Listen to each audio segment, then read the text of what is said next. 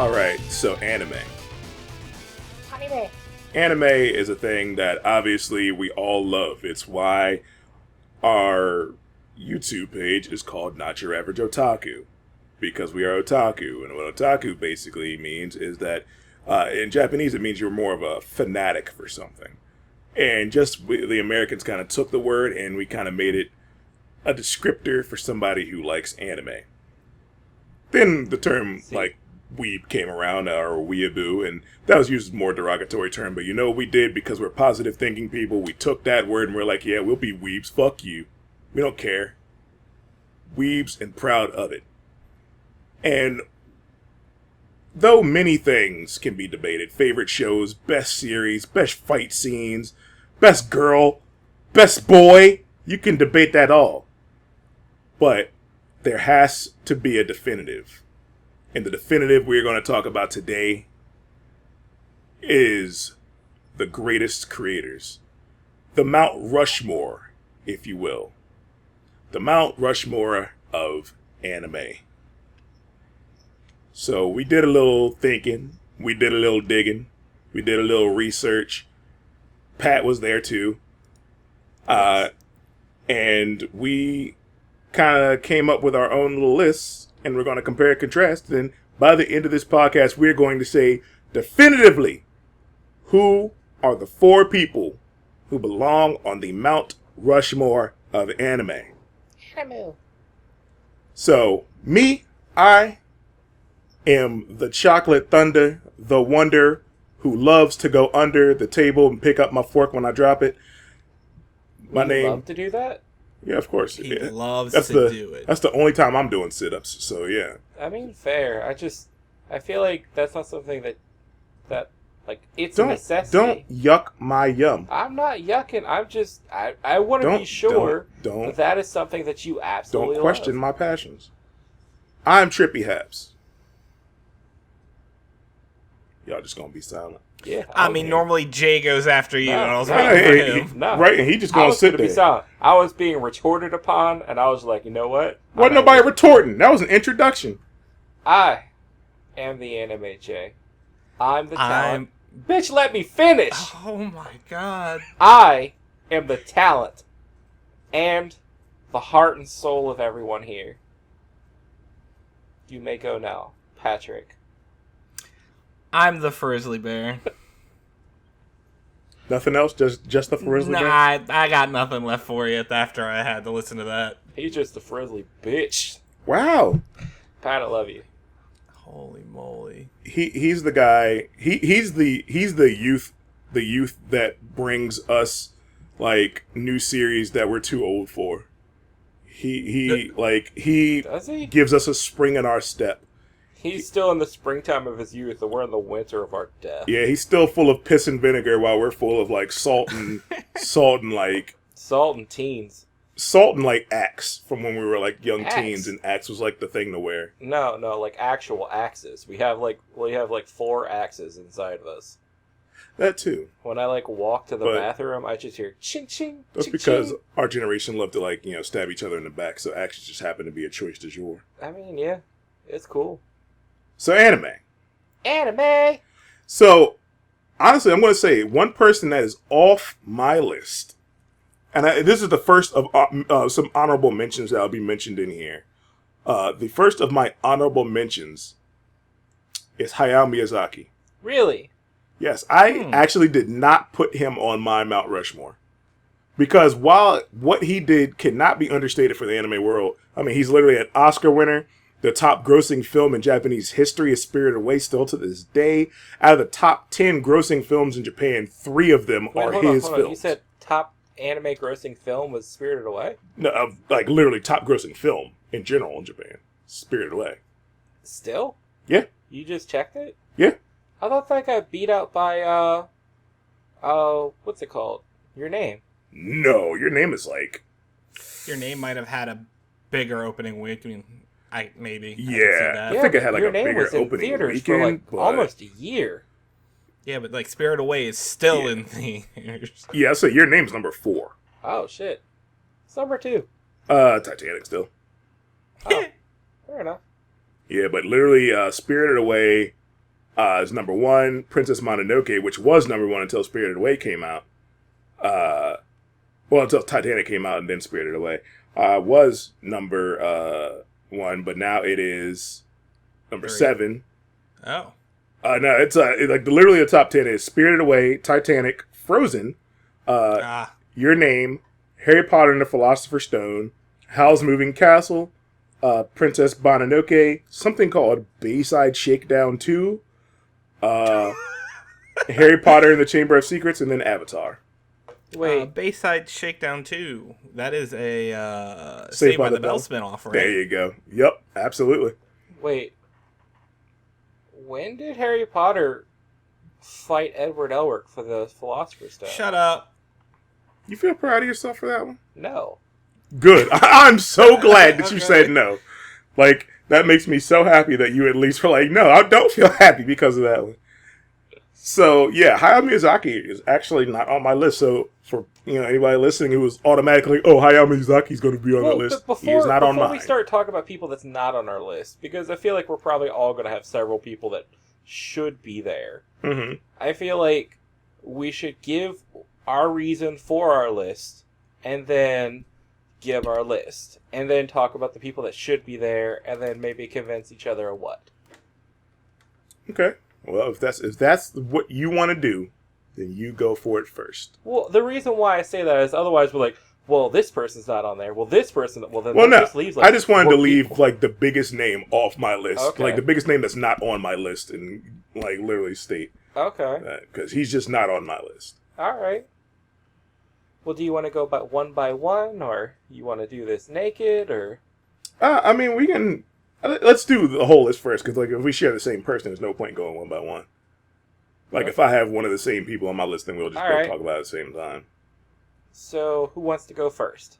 I just told you to go first. Okay, fine. So, I did mine a little differently. So, the way I did my list was I looked at the 4 presidents that are of Mount Rushmore: Washington, Jefferson, Lincoln, and Roosevelt. And I kind of compared who I thought those people of the anime world would be. So we have Washington, who's like, the founding father, like the dude. For that, I put, obviously, Osamu Tezuka. Agreed. Because, I mean, he basically invented modern anime.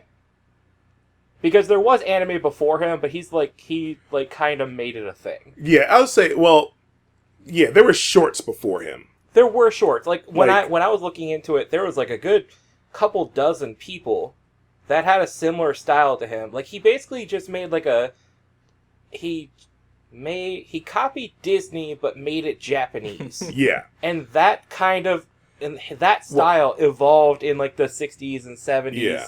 to be what became modern anime. So he kind of invented the style of anime. yeah. Because that's what I say. In fact, like literally, one of his nicknames is the Walt Disney of Japan. I mean, yeah. Also known as the god of manga, I mean- the god of anime. Like, that is who he is. Also, in fact, I found out on Wikipedia about Tezuka, he is actual descendant of Hattori Hanzo, the ninja and samurai who Really? served Tokugawa. That's actually really cool. Crazy shit. I know how much you love your Hanzo mask. Yes, sir. That's actually really fucking cool. Alright, so next I got Jefferson. Well, before we go, Okay. move on to Jefferson, I will say, for those of you who he's like the god of anime, manga, why? Have you ever heard of a little series called Astro Boy? Because, there you go. Astro Boy published, and I had to put down the date because I thought it was pretty cool, April 3rd, 1952, Oh, yeah, the day it that's your first came birthday. out. So, and at its height in popularity, it was watched by 40% of the Japanese Holy population that shit. had access to a TV. Granted, that's not saying much, there was nothing on TV back then, but still. Basically that was their I Love Lucy. Yeah, basically it was like their I Love Lucy. It was the first anime series to be broadcast overseas, as well as the first series to ever be known as anime. Astro Boy cannot be understated for how big it was. It was the first anime overseas. It was really freaking popular. The first Otaku we went to when I was trying to, describe to my uncle, who was like driving us back and forth, what anime was, I named a whole bunch of different series. He had no clue what I was talking about until I said Astro Boy. And he was like, oh, I loved Astro Boy when I was a kid. Because that, for their generation, Astro Boy was just a cartoon. For us, it started a whole revolution. Yeah, Astro Boy was the Mickey Mouse of anime. Yeah, literally. Then. Well, it's still to this day. I mean, really, to this day? Yeah, you think Astro Boy's the Mickey Mouse of anime these days? Absolutely. You wouldn't put, like, Goku or something on that nowadays? Nah. Like on the world stage? No, Goku's the Bugs Bunny. Fair enough. But I'm just saying, like, if you were to walk up to a 17-year-old kid, be like, hey, do you know who this kid is? I know they know who Mickey Mouse is. But do you think they know who Astro Boy is? Not in America, but in Japan. Oh, in Japan, obviously. I would roll that back a bit. I'm sure. I don't know if you asked a 13-year-old kid today if they would know who Mickey Mouse is. Mickey Mouse, yes, because Mickey Mouse still comes out with stuff. Especially of Disney Plus. Like, they have shows, and like, they just had that one show with, like, the black and white Mickey Mouse, like, or like the old school style Mickey Mouse where they were like, playing I've seen and that stuff. too. Oh, those shorts? I'm not gonna act like they're popular. Yeah, because I think they all originated from playing like on tour buses at Disney, and then I think they just kind of went to TV.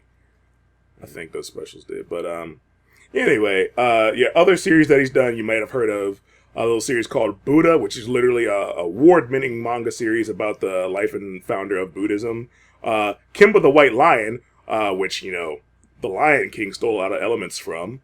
A lot of elements? Most of the elements from. I think the only thing they didn't steal was the color of the lion. Hold up. Okay, I'll link you guys a video that kind of disproves that Lion King is stolen from Kimba. No, I'm not saying it stole everything. Just something. I don't think it's as much as you think it is. Well, maybe we can have a whole podcast on that one day. But, all right, there's Blackjack, one of your favorite series. I do love Blackjack. Blackjack is wonderful. If you've never seen any of it, most of it is on Crunchyroll. Go watch it. Yeah, Phoenix, a series of shorts about literally the legendary creature and then people searching for immortality. Another very great series. And another one that you might have just heard about because it just had another critically acclaimed anime series come out, Dororo. So his series are still being made into like anime to this day, even though he passed away, I believe it was 89. So like, yeah, he's definitely had a huge influence on the anime world. He is the god of anime. Like, he's got to be there. I 100% agree with you on that one. Okay. Pat, any opinions? No, I mean, everything you guys have said so far sounds like it's a good reason why. All right. Now moving on to my Thomas Jefferson of anime. Now, Thomas Jefferson wrote the Declaration of Independence. He was also one of the instrumental founding fathers, the first Secretary of State. Had a lot of precedent happen with him. Because he was a renowned writer and developed so many different parts of our country, I decided that he should be Gonagai, the creator of several genres, and made several genres famous. Yes. Agreed. I mean, 100%. Literally, Gonagai is the reason why we even started a conversation about the Mount Rushmore anyway. It really is. Yeah. It really is. It was literally a conversation that we started on stream. I think we were playing Yu-Gi-Oh! And somehow he just came up and we started talking about it. And then on the podcast last week, we had the idea about making a Mount Rushmore due to literally the conversation about Gonagai and all the stuff he's done. Yeah. Like, he made a series called Harenchi Gakuen, which translates to Shameless School. It's one of the first series published in Weekly Shonen Jump, which is the biggest manga magazine in Japan. And it is also credited as being the first Ichi manga series. He created Ichi manga. Think of all the Ichi anime, all the Ichi series you read. He is the reason why you have that. Devilman, a violent and tragic series that was completely different from anything else at the time it came out. It still continues to see remakes and sequels to this day, with Devilman Crybaby having just come out 2 or 3 years ago. He did Dororun Enmakun, which is a horror comedy manga, which has an ongoing anime that's on Crunchyroll right now titled Ghastly Prince Enma Burning Up. Violence Jack, the very first post-apocalyptic manga. Cutie Honey, the very first transforming magical girl anime. And Mazinger Z, the first giant robot anime that featured a human protagonist piloting the mech from inside. Go Nagai literally created so many damn genres that we see 10 come out of every season. He's that guy. Yeah. He's the daddy of the genres. Yeah, he's that guy. And also, like, through, like, the weird wave of anime, which we've talked about before. Like, if there's a great creator, chances are he studied under another great creator. Osamu Tezuka had Shotaro Ishinomori train under him. Shotaro Ishinomori created stuff like Cyborg 009. And Go Nagai trained under Shotaro Ishinomori. Fucking crazy web. I mean, of course. I done told you a long time ago, if you like someone, there is a good chance the only reason why they're there is because they trained under someone else who was also fucking great. Which has its positives, but also has its negatives. Like, I'm glad that there's stories like the guys who did Bakuman and Death Note, who legitimately were just, like, off the street. Yeah. Like, oh, we're talented. But at the same time, it's like, it's kind of cool to see that, like, yeah, this dude studied under this dude. He's been there for years, and he got his shot. And I was like, and you could tell in their art styles, like, kind of where their lineage comes from. Yeah. And I was like, so crazy. It's there. It's there. It's beautiful. Yeah. So, Pat, have you seen any of the Go Nagai series? Nope. Not even Cutie Honey? Wait, hold on. You didn't watch No. Devilman? Oh, What? please don't. Watch Devilman Crybaby. Don't. It's really, really pretty. It's It fucked is- up, but it's It is really, pretty. really pretty. I am sure it's really, really good. But you know me, Pat. I can watch usually some messed up stuff. Like, when I read all the manga of Devilman, I hadn't slept. Like, I had been up for, like, since, like, 7 a.m. that morning. I read it all in one day, and then I couldn't sleep that night. Because it was that fucking depressing. I mean, Pat, watch it. It's worth it. I already It's a good have it on story. my list for Netflix, so it's gonna happen. One Ugh. day. Ugh. And then we'll talk about it. Actually, tell me when you watch it, and I'll watch it too, and then we can talk about it. I'll watch it again. Already. Since I know for a fact that it is literally, like, pretty much exactly like the manga, It is. y'all both watch it, and then y'all come talk to me, and I then already we'll talk watched it. about how fucked up it is. Great. Oh, I really liked it. I thought it was So we're gonna beautiful. do a Yeah. Devilman Beautiful. Crybaby based Oh, it's fucked up. podcast episode is what I'm hearing. Yeah, oh sure. yeah, Sure, let's I'm do down it. for that. One day. Alright, so next we have the President of the People, the Great Emancipator, Abraham Lincoln. Yes. Now, when I say the President of the People, I mean the person that brought freedom to all the people. So I'm going to bring up the man who brought anime to the world stage. Hmm. I'm going to put there Akira Toriyama. There you go. Because Akira Toriyama was huge in Japan, but Akira Toriyama made anime a worldwide phenomenon. Absolutely. As much as people shit on Dragon Ball Z and standing there and screaming, Dragon Ball Z is the reason why Otakon exists. Yeah. I was say literally Dragon Ball Z is for all those people who enjoy Naruto and Bleach and One Piece, and you enjoy the My Hero Academias, the Black Clovers, literally none of these series would exist if it wasn't for Dragon Ball, and the fact that Dragon Ball was the template for how most of those series came out. Dragon Ball Z is the second highest selling manga of all time, still to this day, and the series ended in 1996. Like, Damn. yeah, exactly. Like, it is a cultural phenomenon. It is single-handedly responsible for the highest circulation of manga in Japan in the 80s and 90s. It caused the boom in anime's popularity in the West, ushering the way for literally all these series because it sold so well. Funimation exists as a company. Oh, yeah. Like, Funimation built their back off of Dragon Ball Z, if you couldn't tell by the fact that they released it like 80 times. in different And they tried to sets. fucking release it again last year. Exactly, and they will release it another 20 times. Like Toriyama not only like created Dragon Ball, one of the hugest series of all time, one of the hugest like cultural phenomenons of all time. He also had another huge show called Dr. Slump, which was huge in Japan. And even though you may not know the name, you do know the character Aurelie because she has appeared in both Dragon Ball and Dragon Ball Super. Not only that, but this man's art is he creates all the character designs for one of the biggest RPG series, Dragon Quest. Which Dragon Quest literally shut Japan down multiple times. Shut it when down. When new games come out, kids just don't show up to school. Like, all of them. Yes. Like, no one goes to school because it's time to go get Dragon Quest. So, literally, Dragon Quest release days became national holidays in Japan because no one would come to school. Teachers or students because they'd be playing the new Dragon Quest game. He also did the art for the critically acclaimed game Chrono Trigger.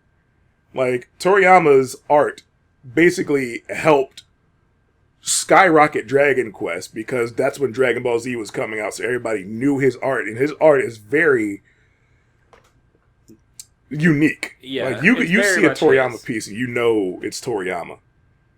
So yeah, it cannot be understated what he's done for anime, especially in the West.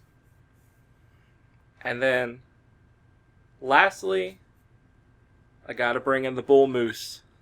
The Bull Moose, yes. Theodore Roosevelt. What does old Teddy got? Who you got for Teddy? So, we kind of already said it there, but Teddy Roosevelt is a very strong-willed, I want to do things my way kind of man. He was also very, very popular around the world.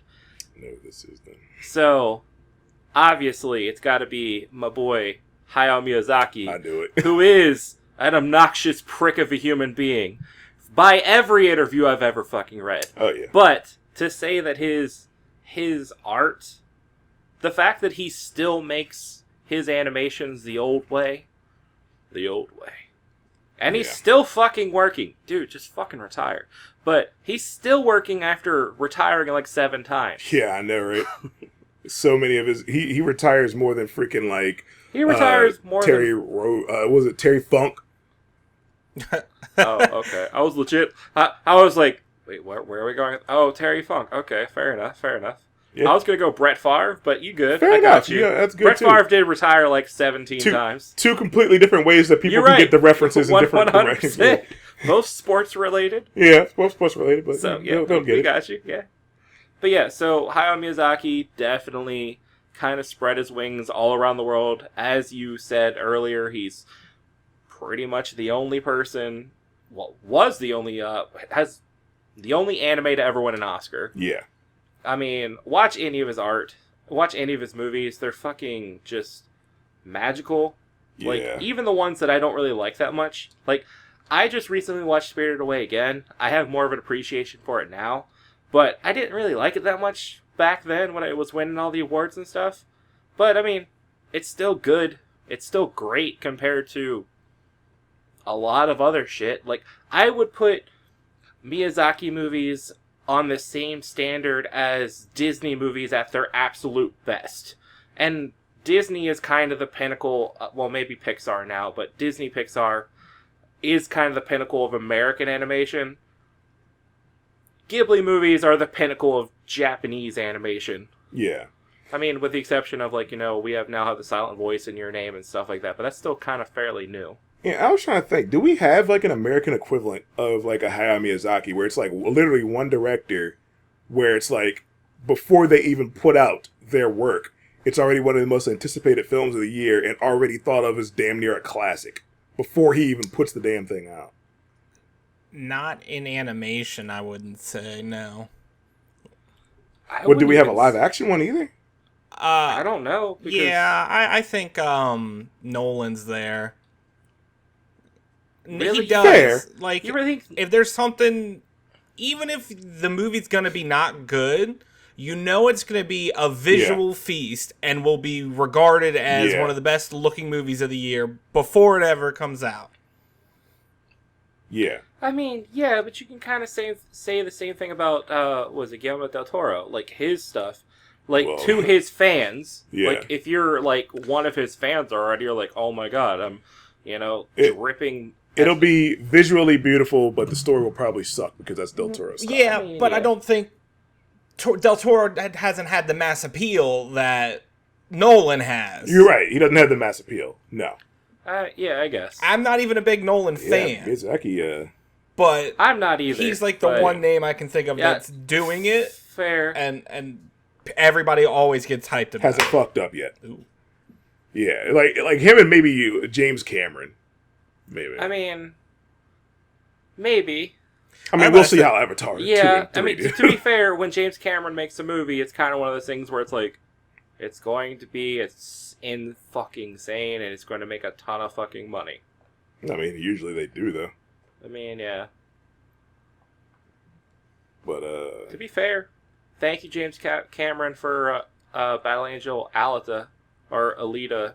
I don't think his studio just did that. I don't even think he ended up directing it, did he? He didn't direct it. He produced the fuck out of it and forced it through. Yeah, and that's what I was going to say. I would say Kevin Feige. Probably, obviously he's not a director. He's a producer. But, right. I mean, what he's done with Marvel, like, what I'm saying? Yeah. Like, there's a big difference when his hands are on something and when they're not. Yeah. And so I think from that kind of point of view, as someone who's hands-on in his films, you could probably put him there. Yeah. Yeah. I agree. Those are some good equivalencies to kind of like how like Hayao Miyazaki is in Japan. Just like the guy, whenever he's about to put something out, like like people make plans to go see his movie like weeks ahead of time. Like tickets will sell out long before they even reach box office. It's pretty crazy. Yeah, Miyazaki is definitely one of those. This movie's coming out. Well, I gotta make time to see it, and because we live in America and it's one of those limited release things, we gotta go make sure that he's streaming something somewhere. Favorite Miyazaki film? Me? Yeah. Oh, easy. Castle in the Sky. Pat, favorite Miyazaki film? Spirited Away. And mine is Princess Mononoke. Surprised Spirited Away is your favorite. Or you just haven't seen that many? No, I've seen a good number. It was my first, and it's the one that probably had the strongest impact on me. So I think it still sits as my favorite. I mean, they're all like I'd say, let me take that back. They're most right around that top spot. So it's stuff like that gives it an edge over another. Yeah, because I guess it really does have to do a lot with the first one you've seen. Because I'll say Captain's favorite is Howl's Moving Castle, which I tried to watch multiple times. I've never made it through. I could not get into the movie. But recently, in the past like 2-3 weeks, I just sat down and watched the whole movie, and I still don't like it. It's not as bad as I thought, but man, that movie's kind of a mess, and it just rushes through everything. But it's beautiful. I mean, of course, it's going to be beautiful. If the Ghibli movie comes out and it's not beautiful, I mean, I don't know. You can't tell me the scene where they go to the pond area that has like all the wildflowers in there, and he's like giving it to her, and you see the star coming down. It's like absolutely my gorgeous. god, I have an erection so hard for this beautiful art. Yeah, it's gorgeous. It's just like literally the story. Like literally watching that movie, it's going a mile a minute, and like all of a sudden, it's one of those movies where all of a sudden the characters are like, "Oh my god, I love you," and I love you too, and it's like, what? How? You've barely seen each other. Yeah. Like literally, the whole movie is him being like, "Hey, thanks for taking care of my house. Gotta go. Bye." Shows up months later. Hey, thanks for taking care of my house all this time. Oh shit, I'm turning into a goo monster. Oh, I'm back to normal. Gotta go. Bye. So it's like you don't really get to see much interaction. But he turned into a goo monster because she fucked up his damn makeup. Well, yeah, but still, it's just like I don't know. I don't like that movie. Have you ever seen it, Pat? No. Yeah, it's cute. I mean, I get the appeal, but I also understand what you're saying. Yeah, I'll say to me, it's like I know a lot of people love that movie, so a lot of people will be like, "Oh, fuck you," but I'm just saying, to me, I think it's like literally his weakest movie. I wouldn't say his weakest movie. I I think some of his kids' movies are probably his weakest movies. Like, Ponyo, I think, is a charming, cute, good movie, but I don't really care. Like, it's one of those movies that I could probably watch with a little kid. Yeah. Like I think I've said this before, maybe not on a podcast before, but I saw Totoro as an adult for the first time. Like, I only saw it as an adult, and I will say, I was like, this is a movie. The character's cute. The animation's cute. But this is legitimately like a movie for like a little kid. Yeah. And I was like, whatever. And then I actually saw the movie with a little girl, and to see her eyes light up and how excited she was, we watched that movie about a dozen times. And she would love singing the theme song to it, and I was just like, I kind of love this movie now. Like, it has a magical property to it. And I think maybe Ponyo's probably going to be the same way, like, but still, very cute movie. Yeah, I mean, I guess, obviously there's some that, aren't directed at, a grown-ass man, but, I've watched a lot of them just over the years, and I tried watching, when did Howl's Moving Castle come out? Yeah, it came out in 2004, so I was freaking 17 when that movie came out. And I just still, like trying to watch it was just like, ugh, God, this is not great. I mean, I feel like I was watching it with a lot of the lady otakus I knew at the time and hanging out with, so that's probably what kind of drove. I saw how much they were enjoying it, that I kind of got sucked into it. So, Pat. Yeah, that's me. You said Spirited Away is your favorite Miyazaki movie. Yes. Why is it your favorite Miyazaki movie, or is it just because it's your first one, you have that emotional attachment to it? I mean, it's the first one, like,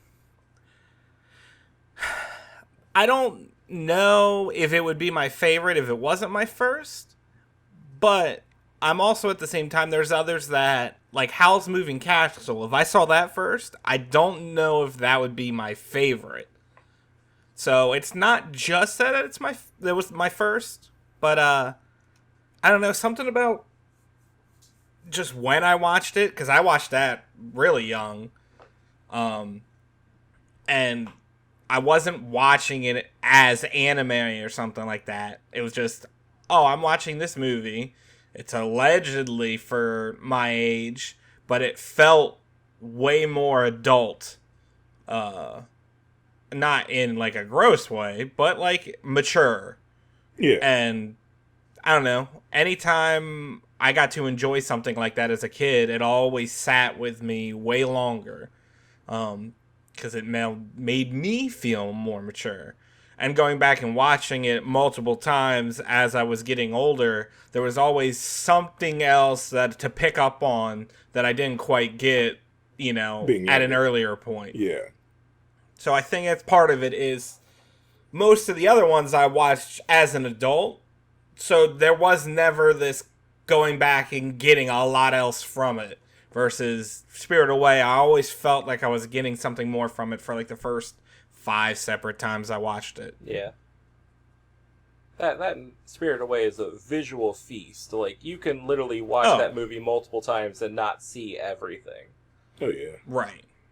Yeah, there's always something going on in every scene. I think that's another reason why Spirited Away was so popular. And plus, I mean, those soot sprites are adorable. Soot sprites are adorable. That is not their origin. I know they were around before that. I'm just saying. Yeah. Was it Totoro that they started off in? Was it? I know they're in Totoro. I'm not sure if that was their first one. Totoro, honestly, is one of those ones I've just only seen the one time. Gotcha. But, so honestly, like, the reason why, like, I know he's on your Mount Rushmore, but he's not on mine. And y'all can argue with me with this fact. It's just my personal opinion.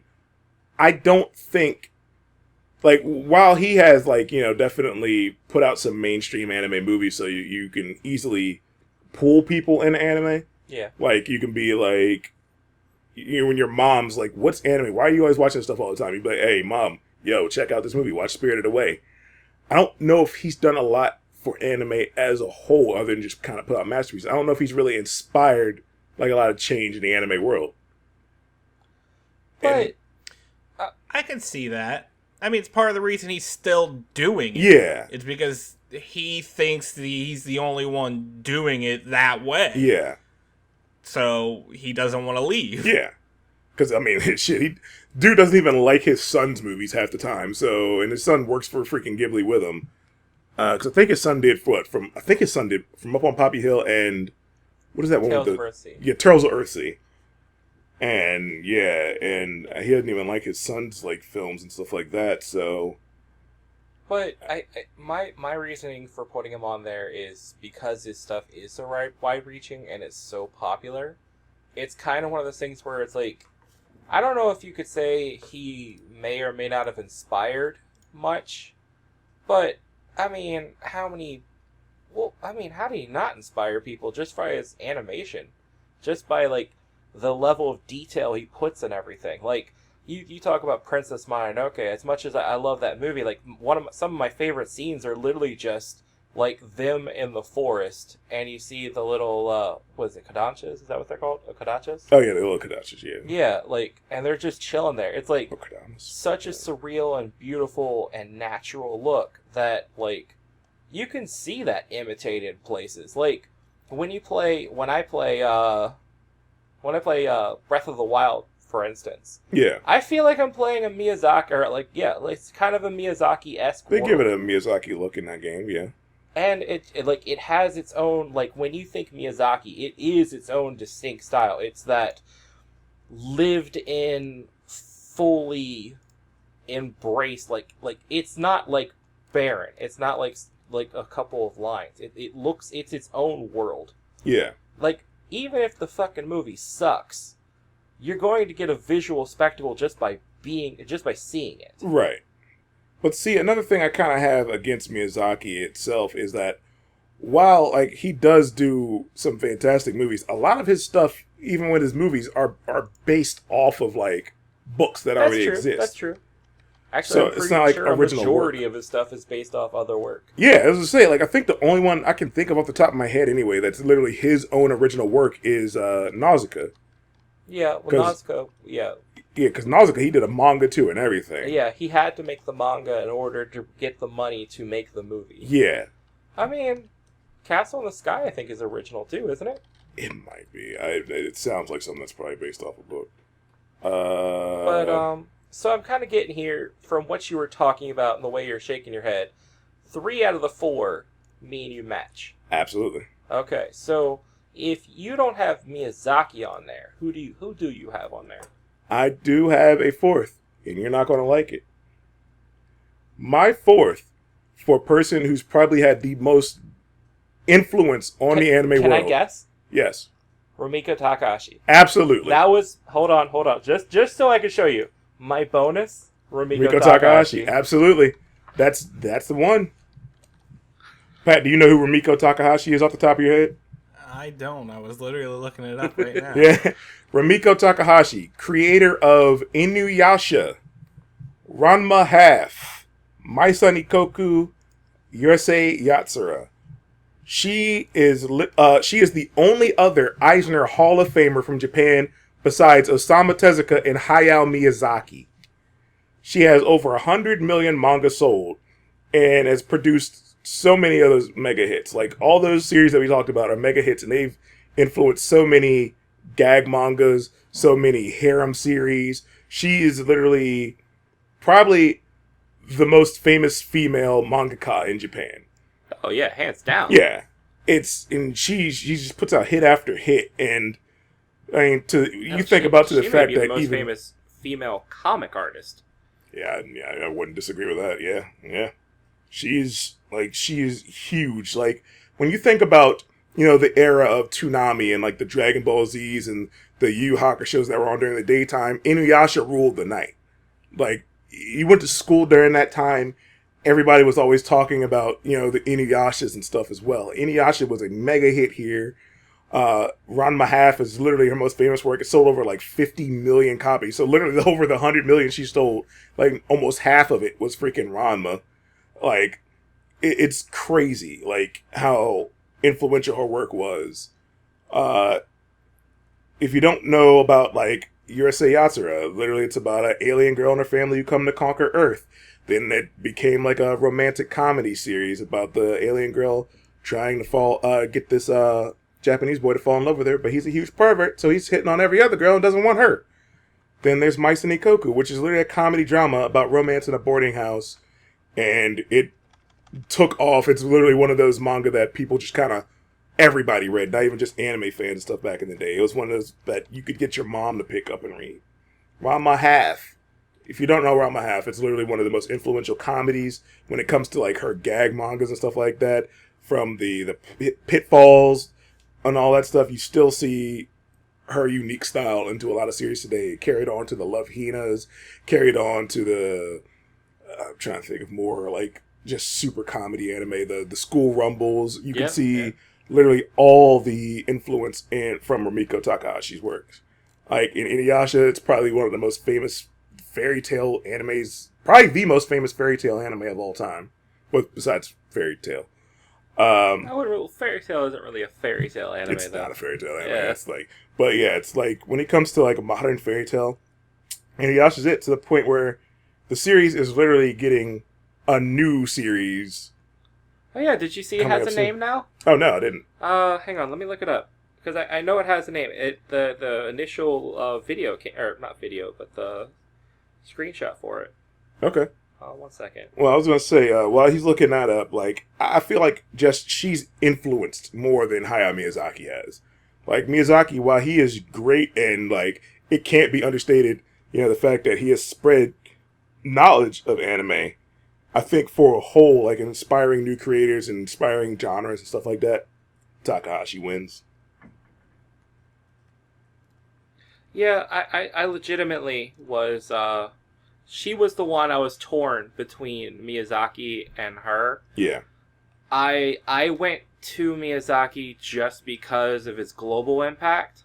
Yeah. And he did a lot more different stuff. Plus, like I said, I was trying to stick to the themes of the people left.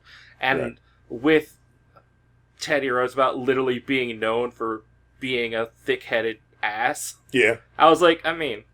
Yeah. There's only one guy that fits that. Yeah, by your theme, absolutely. But, the sequel to Inuyasha's name is Yashahime, Princess Half Demon. Ooh. I like the name Yashahime, actually. I do like the name Yashahime. And I I'm guess sad kind of because translates to, like, what, Demon Princess? Well, yeah, I guess it means Demon Princess. Yeah. But yeah. So, Pat, I'm curious. How many people did we name on your 4? So, I mean, as I was saying, I don't know enough to have a 4. Nothing you said would really... I would argue with any of it, though. I think the only thing I would say, because you said this is specifically for anime, right? Mm-hmm. Yes. I would say Terrence's 4th would be my only one, because while... her work being adapted had a big effect on anime. Her herself, you know what I'm saying? Like, she didn't really work on the anime. I think that'd be my only... What do you mean? Like, the actual physical anime itself. But, I mean, by that logic, Yeah, like... I don't know how much Tezuka and Go Nagai and Toriyama had on the actual influence of the anime itself when they came out. I would imagine Toriyama probably did. Well, I know he basically just drew up a handful of pictures and handed it to him and said, "Here, draw GT, I'm tired of your shit." Well, yeah, exactly. I mean, you can kind of see the difference between when he was involved and when he wasn't. Yeah. I mean, fair. I don't know. I mean, I don't personally have one.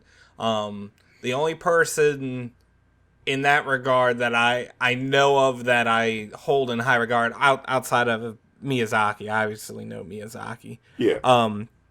But Hideki Anno.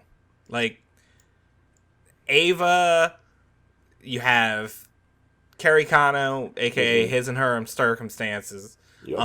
But, like, if you look at what he's done it as a director and a screenwriter, as a producer, as an animator, and then even as a voice actor.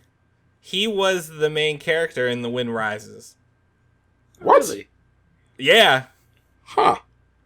Yeah, he was the voice of him. So, obviously the effect of Ava alone on anime in general, not just mecha anime where it had a huge impact, but just anime in general, and then pop culture. Yeah. Like, it is one of those shows that crossed over very, very well over here. Yeah. I think there's room. I don't know if he'd make it, but I think there's certainly room for him in the discussion. The thing I would hold him back from it is, funny enough, he got sick of television anime. When the Pokemon seizure stuff happened, and they put new restrictions on what can be in an anime, he threw his hands up and said, "I'm done with television." Can't and hasn't done art. television anime since. Yeah. Yeah, see, like, what?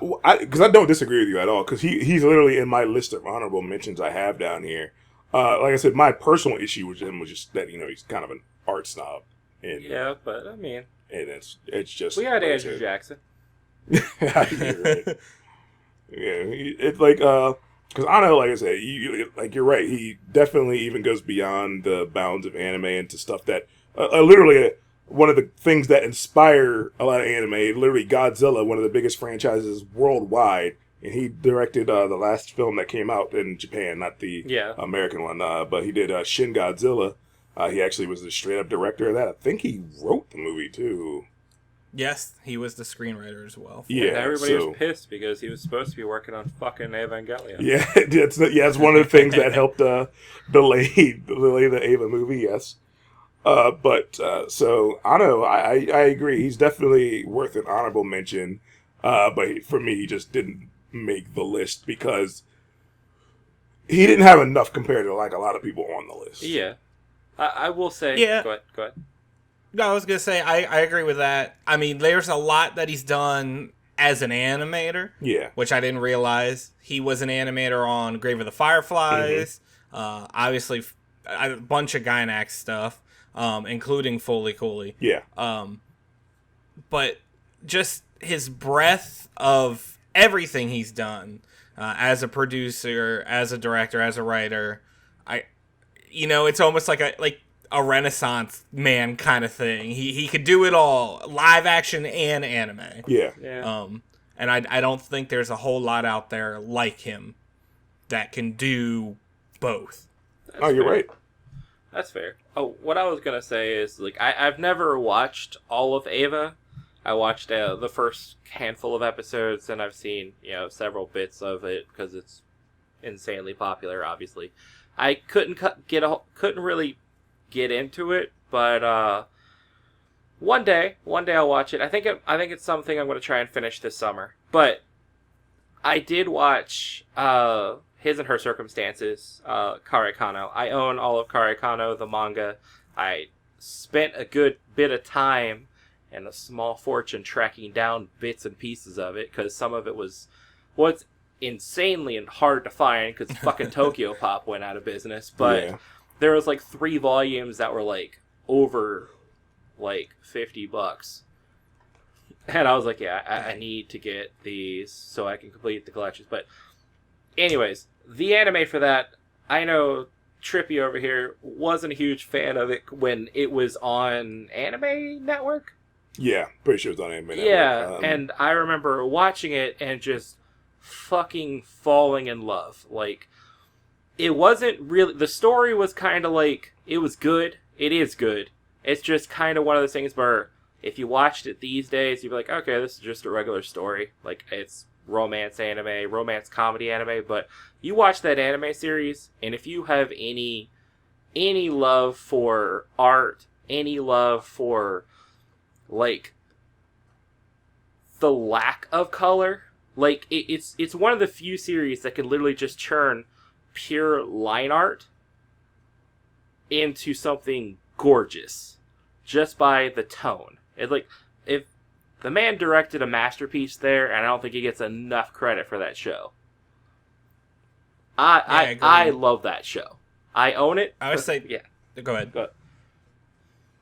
I was gonna say it was the first thing of his I ever saw. I saw that before I ever saw Ava.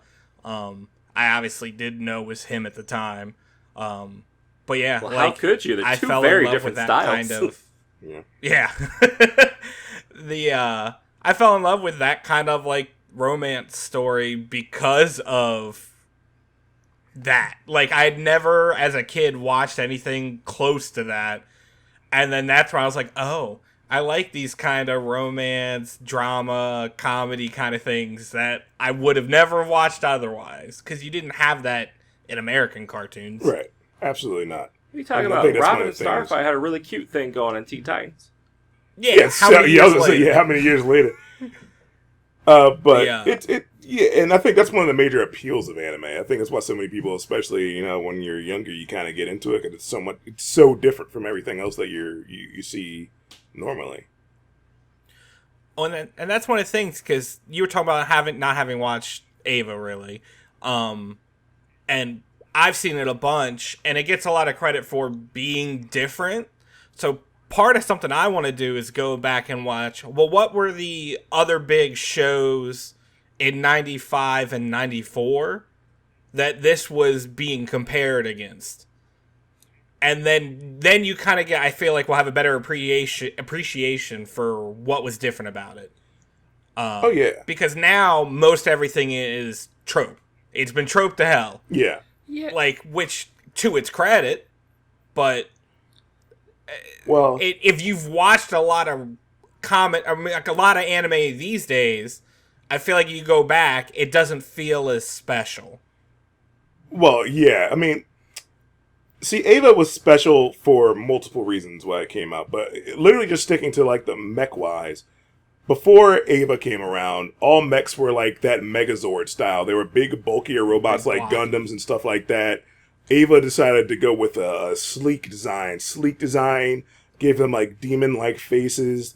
It was the first one to like have it go into a super dark direction when everything else around the time was like, as we played Super Robot Wars T on the Twitch channel, we like got to see a whole bunch of older series, so I started going back and learning about them. Gaio Gaigar and the whole Hero series about like giant mechs was out around that time. So it was always about these generic heroes who get in these giant robots and hey, they're saving the world and stuff like that. And then here comes Ava and it's like, yeah, we got giant robots too. And the world's gonna fucking end. Fuck everything. Like, this kid's father's a jackass, man. Like, everything's crazy. His mom is this bitch and this bitch is his mom and this bitch is an angel. And it's like, oh shit. Shit's crazy. So, it was just very different from everything else at the time.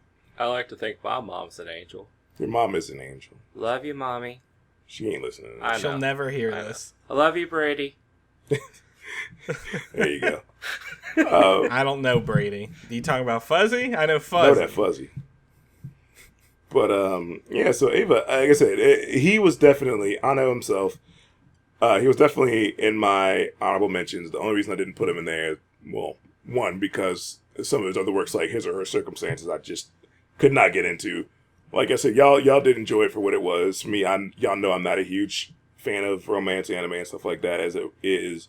It was just, it felt so heavy-handed to me. I mean... And granted, if I went back and watched it now, maybe I'd like it. It was just back then I was like, nah, man, I need more punching and blood in my anime. To be fair, if Captain watches it, you'll probably get a good dose of it. I'll probably watch about an episode of it.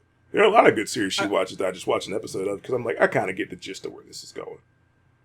I did want to say one more thing. His first three as a director is a pretty good 1, 2, 3 combo. Yeah. It's Gunbuster, Nadia, Secret of the Blue Water, and then Evangelion. Like, visually at least. Oh, yeah. All of those are stunning. So wait a minute. Did Ano exclusively work for Gainax in the beginning? Because Gunbuster's Gainax. Yep. Nadia's Gainax. He helped found Gainax, yes. Shit, I didn't even think about that. Maybe I knew that and that was just something I just forgot along the way. Cause shit, goddamn. Okay, cool. Fuck. I mean, yep. Me and you helped found Gainax. Me and you both have a strong love for Gainax. Yeah. I mean, Not as much as Madhouse. Madhouse can. Oh yeah. The things I would do to Madhouse. Oh yeah. Honestly, Madhouse was in my honorable mentions. This is a company itself. Really? Fuck yeah, dude! I love Madhouse and stuff. I love Madhouse too. Like, I don't think I've ever seen I don't think I've ever watched a series they did that I was like, no. Everything is or better. Oh yeah, and it's always beautiful. But another one who I think we briefly mentioned last week when we brought the concept up, who's definitely an honorable mention. I just didn't think he was good enough to make the list. Shinichiro Watanabe, literally the director of Cowboy Bebop, Samurai Champloo, Kids on the Slope, Space Dandy, Carol and Tuesday, because there is literally no one in the anime world that can put together music in a show like Shinichiro Watanabe. 100%. Yeah. I'll agree with that. Literally all those shows I mentioned, you could listen to the soundtrack and it would blow your mind because they fit the shows so damn well. Yep, does Carol and Tuesday as well. I didn't know that. Yeah, like that's literally his thing, man. Like if there's music in an anime, like if Watanabe is part of it, like a pop series. Yeah, it's not like a pop series, man. Watanabe will nail it every time. Like the freaking jazz and Cowboy Bebop, the hip hop and Samurai Champloo, the rock and Kids on the Slope. Like man, he knows how to pick songs for situations and like he knows how to make a series feel the song and you feel the weight of like what the character's going through because of the music playing at the time. Like, yeah, he is. I say great. Even Space Dandy, I feel like he does really, really well with that. Yeah, absolutely. Like Watanabe cannot be understated for how good of a director he is. It's just like for the reason you stated earlier, he kind of stays in one lane. So it's kind of like while you do have a huge influence on, anime in Japan and America, you are a director. And that's kind of what you do. You do it better than 90% of them, but it's just what you do. So, I want to throw out another honorable mention. Naoka Takeuchi. Absolutely. She was the only other one I was thinking about putting instead of Rumiko Takahashi. The only reason why I think Rumiko Takahashi has a bigger range.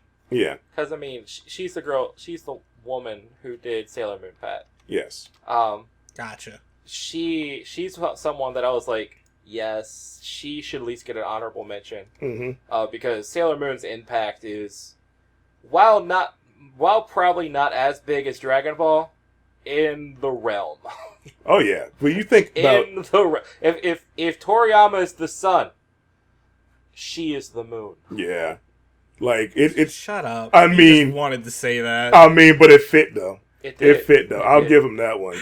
But it's literally just, you think Sailor Moon did not run as long as people think it did. And, like, with the exception of, like, Sailor Moon Crystal when that came out, like, 4 or 5 years ago, like, Sailor Moon had been gone as a franchise for a long time. And even Crystal, it's been done for at least 3, maybe 4 years now. Yeah, but Sailor Moon does have another series coming out next winter. Well, yeah, it does, but I'm talking about, like, still to this day, though, there's, like, always been Sailor Moon merchandise coming out steadily. Sailor Moon is just one of those series that it's there. Yeah, it can't be understated for how, like, the phenomenon that it was and is to this day. Like, shit, like I said, it was probably the first anime series I saw, and immediately I looked at this one and was like, ooh, pretty. Yeah. Like everything about this. My little, like, 4-year-old eyes were just swollen, just staring at the screen. So yeah, definitely an honorable mention.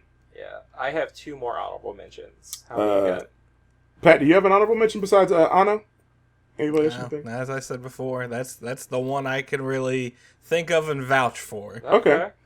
So another one I had, and this one actually is a voice actress. Really? It's one of the most famous voice actresses in Japan. Is it Goku's voice? No. She's great, but no. It is Megumi Hayashibara. And you may be thinking, who the hell is Megumi Hayashibara? And you're going to say everyone. Pretty much. So some of her biggest roles, and this is because her list is super fucking long because she has like 400 of them. But Lena Inverse in Slayers, Faye Valentine in Cowboy Bebop, Rei Ayanami in Evangelion, Ai Habara in Detective Conan. She's Jessie in Pokemon, as well as like Pidgeotto.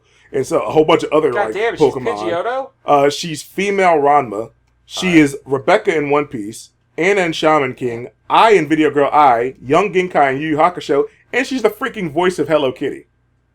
Okay. Like, and there's, like I said, that's like just some picked ones out of like the 400 some roles she's done, and she sung theme songs to freaking Ranma and Slayers and like just a whole bunch of other series. Like, she's crazy talented, and basically she did like everyone's 90s waifu. Okay. So, my next honorable mention is also a 90s darling. Emphasis on 90s, because it is a group. Yep. I'm down there with you, had them too. No. It's not who you think it is. Oh, really? Clamp. That's what I got. Yep. Oh, it is Clamp. Yep. Clamp right there. I was very surprised you put them there. They almost made it over to Takahashi, actually. Really? Yeah. Oh, Clamp did so much stuff. Clamp, Pat, if you don't know, it's... I know. I don't know. I have to... Well, okay. For people who don't know, Yeah. Clamp did Cardcaptor Sakura. They did Magical Knights Ray Earth. They did... X, yeah, you're... Yeah, Tokyo I'm sorry, Babylon. I blocked that out. My Yeah. apologies. Hey, you can block out the movie. The series was good. All right. Chobits. Yep. Clamp School Detectives. Clamp School Detectives. Yeah, they did so many mega Triple hits. Exaholic. Yep. The art for Code Geass. What was that one that came out at the same time as Triple Exaholic?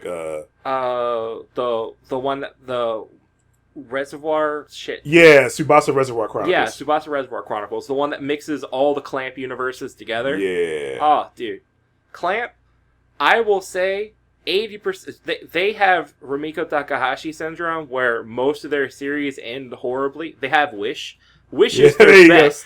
Wish is their best by far. Yeah. If you can track down, I think it's 2 volumes. Yeah, if you that's can not track long. it down or watch it online, read Wish. I Very good. implore you to read Wish. It is so good. It's a really cute show. If you don't know anything about Clamp, their art is... They defined 90s chick manga. Not even only that, but you want to talk about just art designs? They did probably one of the most famous mangas around our time, famous animes around our time. They did all the character designs for Code Geass. Yeah. So, like, Clamp is, like, well known for their very distinctive style. They've put out so many hit series, and, like, they were huge in the shoujo world. And I think they just started off as literally, like, a doujin group who put out, like, a yaoi manga about Saint Seiya. Really? Yep, that's how they started off. That's great. Clamp is such a... Again, like I said, most of their series end poorly. Yeah. Like, I can't say anything for Cardcaptor Sakura. I've never actually finished it. But I believe all of Cardcaptor Sakura, the original series, is in English and Japanese on Netflix now. Is it? Yes. I know it was on Crunchyroll, I think, too. All of Clear Card, I believe... Well, I know all of it is on Crunchyroll, but I think the dub of it is on Hulu. I mean, that makes sense, yeah. But yeah. So, yes.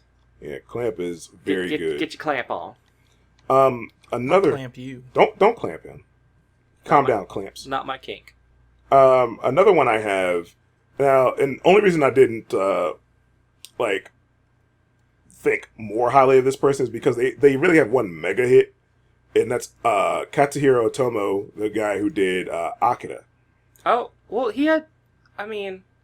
He did Akira. He did Steam Boy. He did Steam Boy. He did, was it Redline? You know, that really, really good driving show? Did he do Redline? I'm 99% sure. Show? I thought it was a movie. Yeah, it's a movie. Yeah, the movie. My bad. Right. Which Pat still hasn't watched. Yeah, she still hasn't watched I own it. I know you do. I'm pretty sure he did Redline. Yeah, well, if he did Redline, I mean, good for him, because, dude's good. He in Akira, for those of you who don't know, because this is even before, like, me and Jay's generation of anime fan, this is, like, back.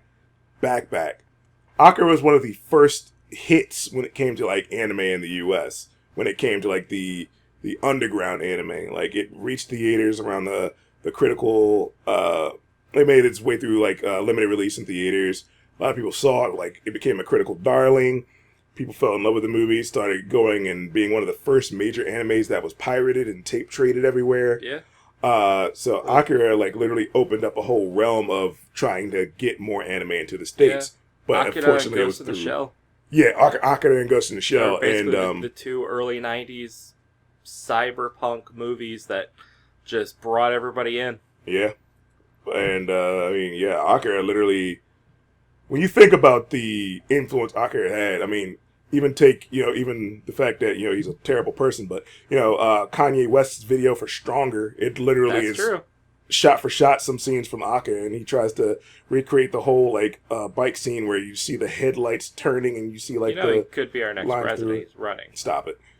Shut up. But, yeah, so, Akira has such a huge impact on cool.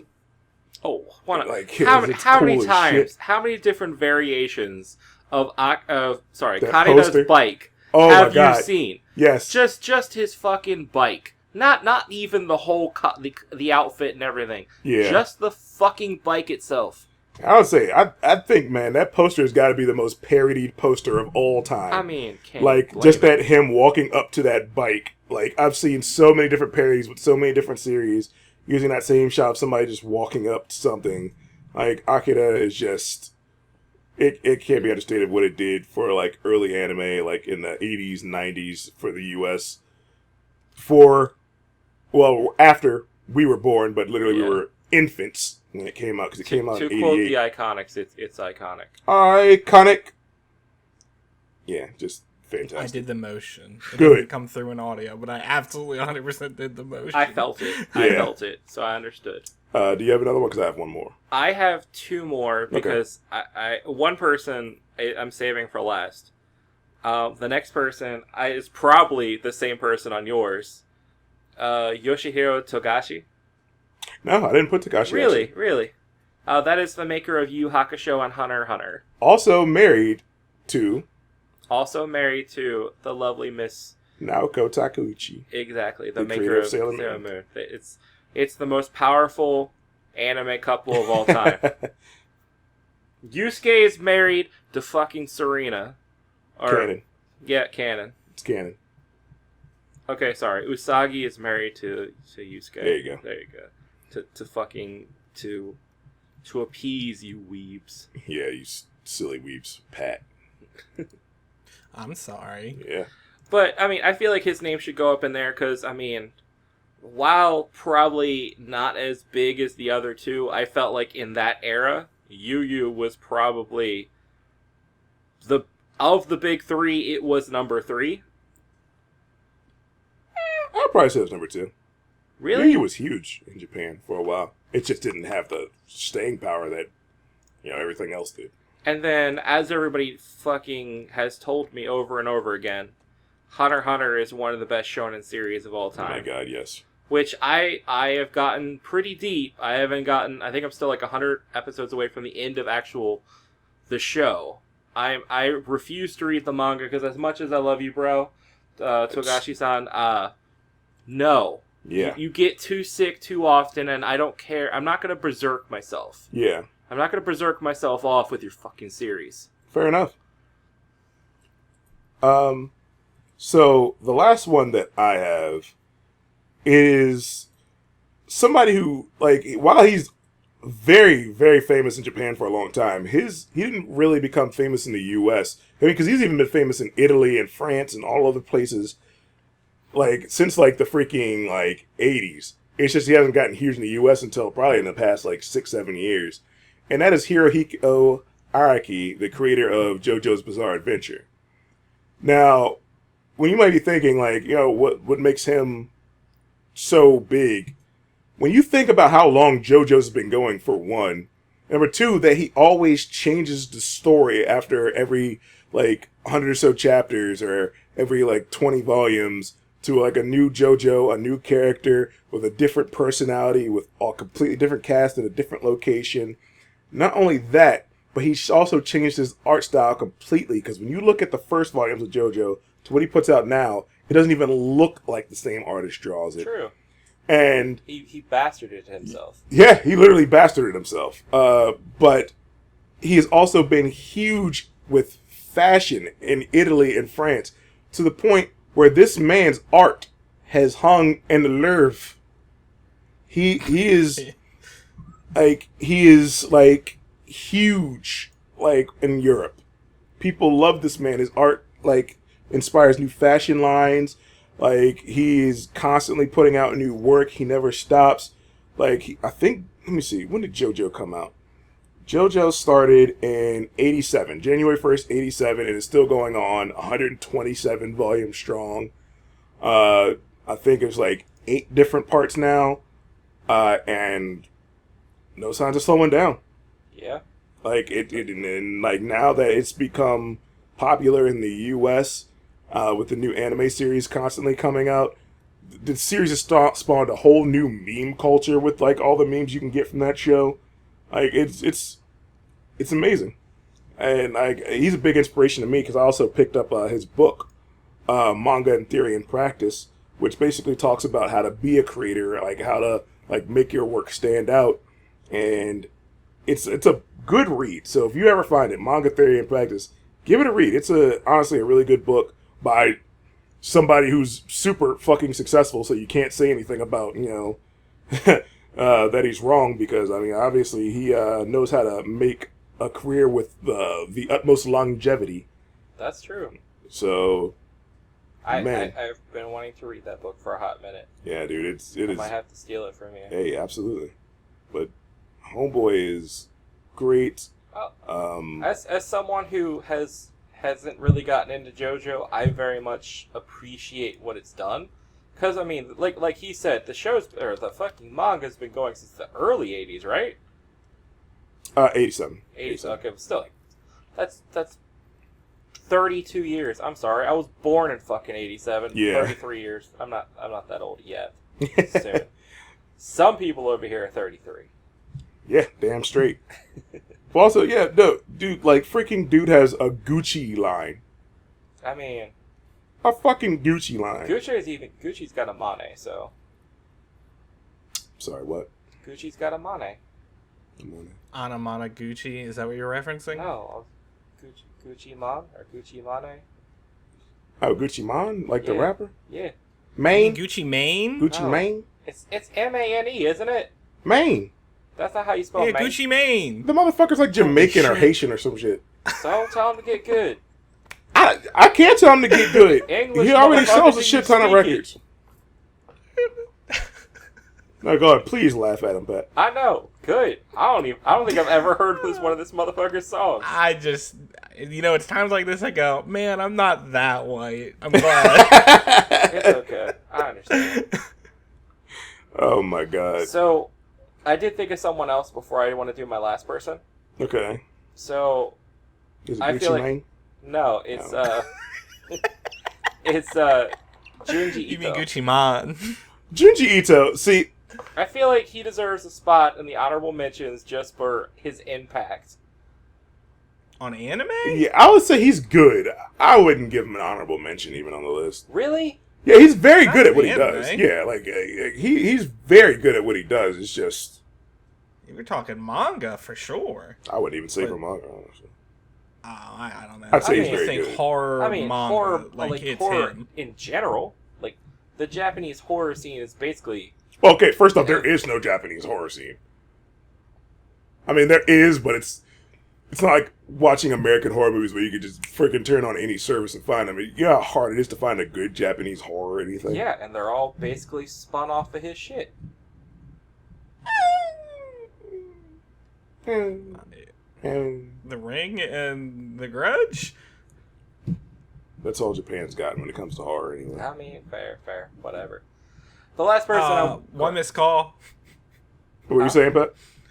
One missed call. Oh, yeah, one missed call. Yeah, I forgot. Even though it's just like another fucking Ring and Grudge ripoff. Oh, I thought he said summon skull for a second. Really? Like, that is a good horror thing. It is a horrifying card. Yes, it is. I'm just going to throw this out there because he should be on the future Mount Rushmore. Maybe a fifth head. Since he is the number one selling mangaka of all time. Fair enough. And that's, of course, Terrence. You know. Yeah, Oda, baby. Terrence? You're the number one selling manga? Fuck yeah. Holy shit. Yeah. No, it's fucking Oda, baby. Ichiro Oda. Yeah. Like, Man. I don't think he's past his prime yet. Like, honestly, once One Piece ends, which should happen in the next 3 to 4 years, according to what he's saying, and seeing what he does next will kind of really cement him. But the fact that he should at least be in the honorable mention, just because, I mean, it's the one thing to ever dethrone the king. I mean, you're right. I mean, granted, it took like twice the amount of volumes to do it. He still did it. I mean, you're right. He still did it.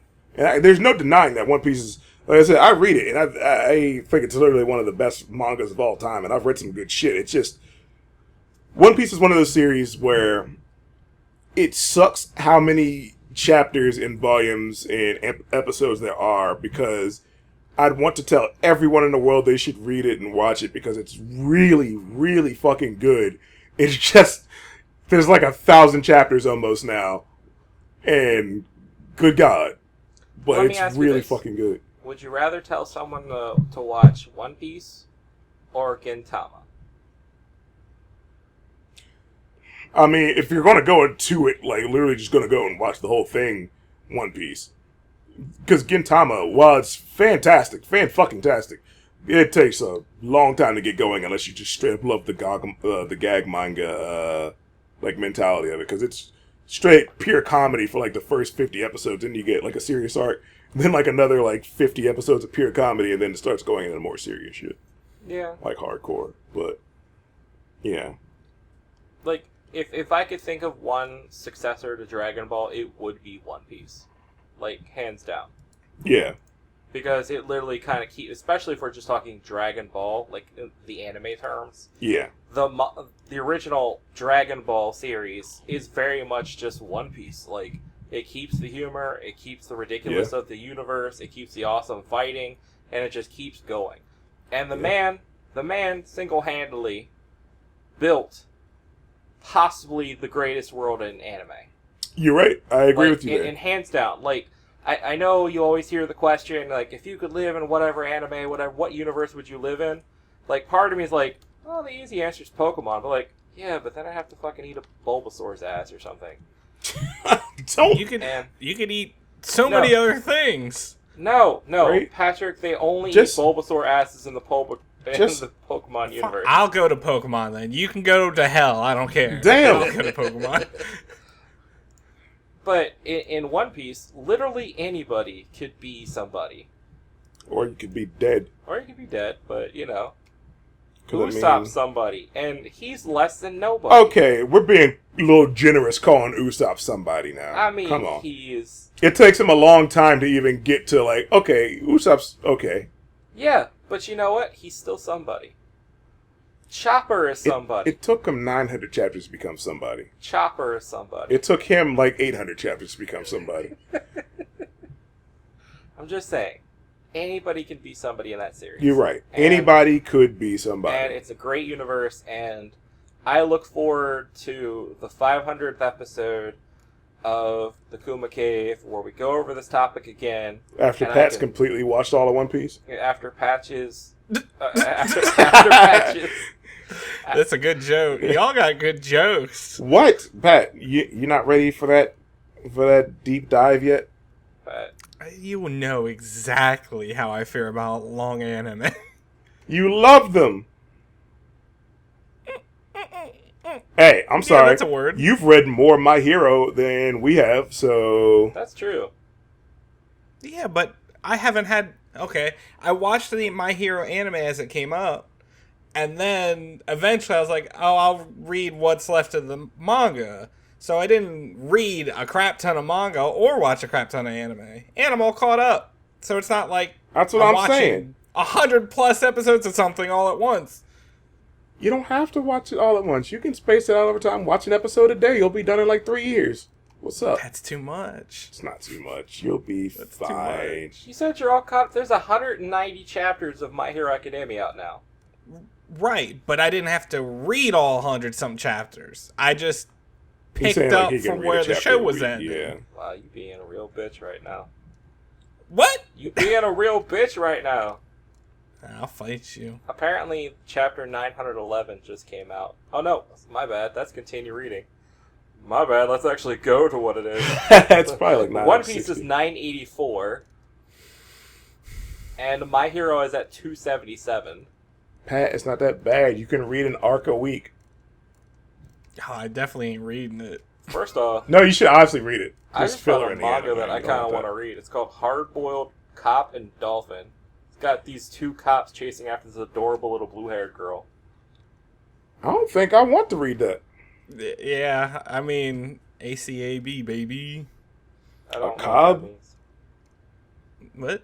A cob? Do you really not with that? ACAB? All cops are bastards? Oh, I did not know that was a thing.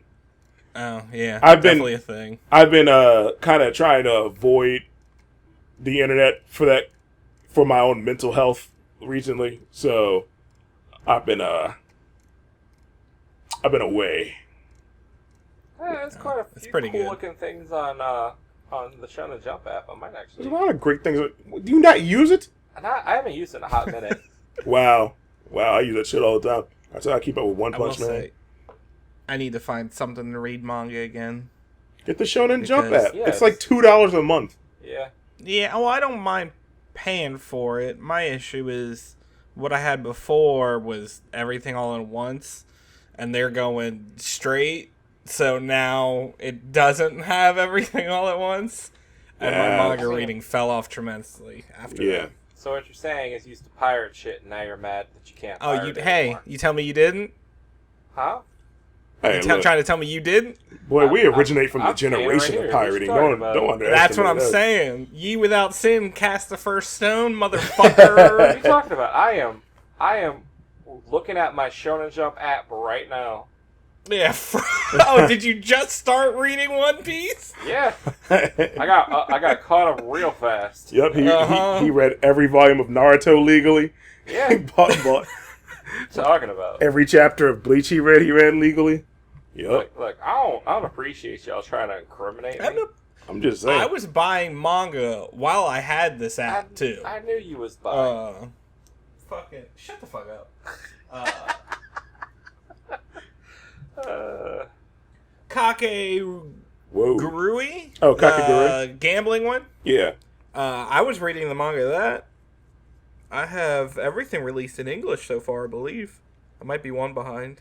Oh, Pat, speaking of manga, the fucking last volume of Toradora comes out next month.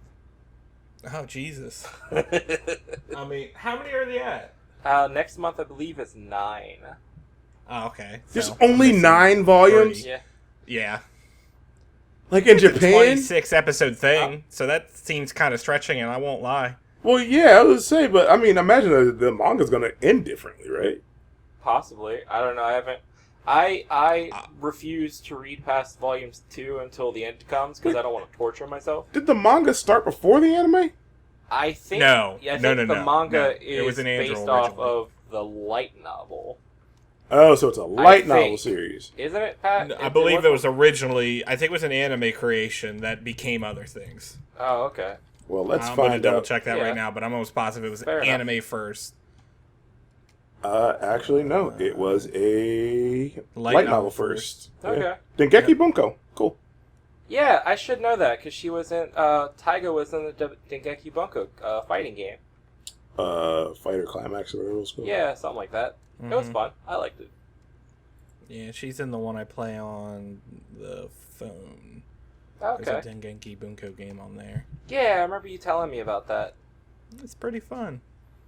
I don't know. Remo's on that too. Or should I say, what's her face? Why can't I remember her name? Are you talking about Kuroneko? Kirino. Oh, Kirito. Yeah. Isn't she an actual fighter in that game? In the fighting climax, I believe she is. Yeah. I mean, in this she is too, but so, like, the way it is, everybody in it's a fighter. Gotcha. Kuroneko's in it too, in the phone one. As well she fucking should be. Yes. Best girl. Yeah, Kuroneko I agree. is the best girl in Trigun. That too. Alright, so...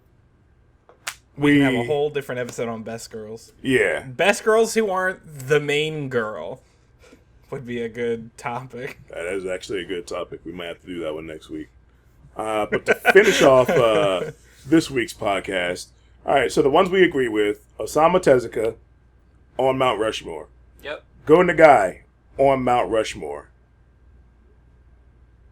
Akira Toriyama on Mount Rushmore. So, Pat, we're going to leave the last one to you. Who is our Roosevelt? Who is our Roosevelt? Are we going to go with Hayao Miyazaki or are we going to go with Rumiko Takahashi?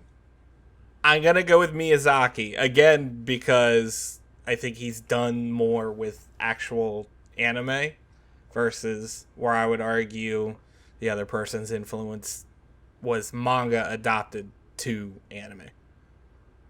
If you get what I'm saying. I get what you're saying. It's just more direct for me from Miyazaki. That's the only reason. All I'm hearing is I'm right. All right. You guys have a great weekend. I love y'all. I didn't really want to give it to him, Trippy. Let me know. I really did want to give it to him, but that's how I felt based on the... He's over like, I like you better. You're a better person. You have a bigger penis. Why are you just stating facts? I mean, I'm going to say better three person, things that are true. Better person. Yes. I'll give you the dick one. Much so better person. I am You're going to give him the dick? Yeah, I'm going to give him the dick one. That's what's up. We need to stop recording then. That's for a different medium. Hey, that's right. OnlyFans, 100 Yeah, we cast next week. No. No. Yes.